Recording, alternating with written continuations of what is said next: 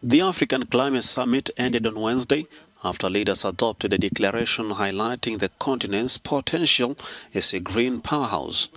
Kenya's President William Ruto had pulled for a narrative shift in the talks, focusing on Africa's switch to clean energy, even as the continent reels from climate-related disasters.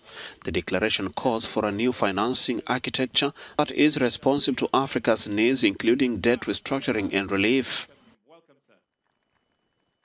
We demand a fair playing ground for our countries to access the investment needed to unlock the potential and translate it into opportunities. We further demand a just multilateral development finance architecture to liberate our economies from odious debt and onerous barriers to necessary financial resources. The 54-nation continent is acutely vulnerable to the growing impacts of climate change, but the summit largely focused on costs to unlock investment in clean energy.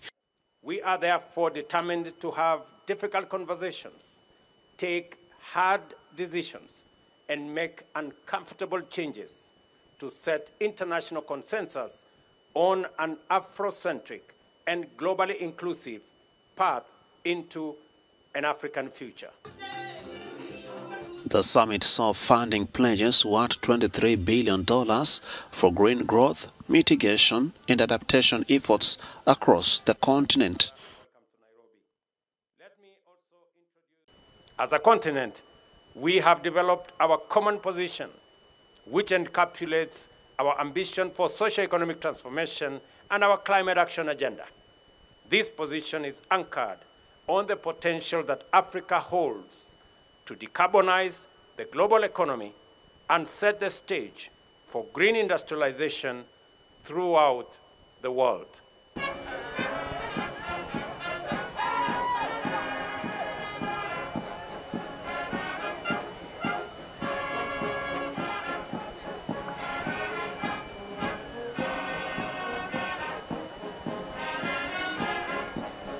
How do we transform that pledge into reality? And I think that is one thing that this summit has really put on the table for developed countries, not now just to meet the pledge, but to make sure that this is a strong commitment they're meeting. And this also re-emphasized what we came out from COP27 last year for a global goal on finance. Key question, just like you're asking, how will this trickle down to where adaptation is needed? Because adaptation is not needed in the cities and in these conferences. It's where the communities are suffering, it's where the women have no water, it's where wildlife is dying, it's where restoration is needed.